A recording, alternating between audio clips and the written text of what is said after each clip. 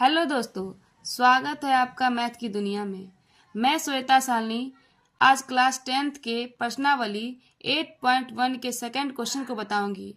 तो मेरा क्वेश्चन है, आकृति 8.13 में tan p और cot r का मान ज्ञात कीजिए। तो सबसे पहले हम आकृति को देखेंगे कि मेरे आकृति में क्या क्या दिया हुआ है। तो इस आकृति में मेरा कर्ण और लंब दिया हुआ है। तो सबसे पहले कर्ण और लंब दिया हुआ है, तो इसका आधार ज्ञात करेंगे। तो आधार ज्ञात करने के लिए हम लोग पाइथागोरस प्रमेय से सूत्र जानते हैं कि आधार बराबर होता है √अंडर कर्ण का स्क्वायर प्लस लंब का स्क्वायर। तो यहाँ लंब का स्क्वायर और कर्ण का स्क्वायर दिया हुआ है, तो पहले हम कर्ण का स्क्वायर डाल देंगे। तो कर्ण का स्क्वायर है 13, तो 13 का स्क्वायर, और लंब का स्क्वायर है 12, तो 12 का स्क्वायर हम लिख देंगे। फिर 13 का स्क्वायर होता है 169, तो 169 लिख देंगे। माइनस तो माइनस, 12 का स्क्वायर होता है 144, तो हम 144 लिख देंगे। अब 169 में से 144 गया तो होगा 25, तो हम 25 लिख देंगे। और हम लोग जानते ही हैं कि 25 का वर्गमूल होता है 5, तो हम 5 लिख देंगे। तो मेरा आधार का मान आ गया 5, तो हम यहाँ 5 लिख लेंगे। अब मेरा क्वेश्चन क्या कह रहा है कि tan p और cot r का मान ज्ञात करें।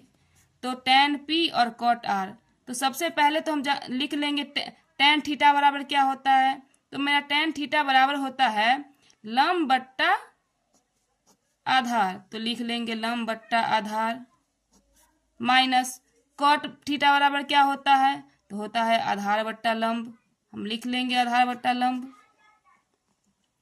अब हम p को पहले थीटा मानेंगे।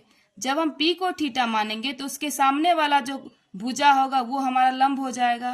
तो p के सामने वाला भुजा है QR, तो QR कितना है 5, तो हम लिख देंगे 5। और ये जो वर्टिकल लाइन है ये उसका आधार हो गया, तो ये है 12, तो हम 12 लिख देंगे। माइनस है तो माइनस। अब फिर हम cot r है लिखा हुआ, तो हम r को थीटा मानेंगे। जब हम r को थीटा मानेंगे तो ये थीटा के सामने वाला जो भुजा हुआ ये मेरा लंब हो जाएगा। तो ये यहाँ लंब है, तो हम पहले लंब लिख देंगे, 12 है तो 12। अब क्या बचा, आधार लिखना है।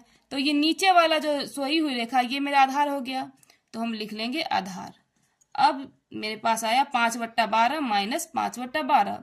अब पहले अब इसका भिन्न का घटाव करना है, तो फिर हम इसका भिन्न का घटाव करेंगे। 12 और 12 का एलसीएम होता है 12, हो गया।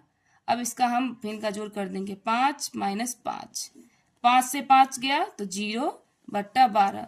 आप लोग को पता ही है कि 0 बट्टा कोई संख्या क्या होता है 0, तो मेरा मान आ गया 0। धन्यवाद।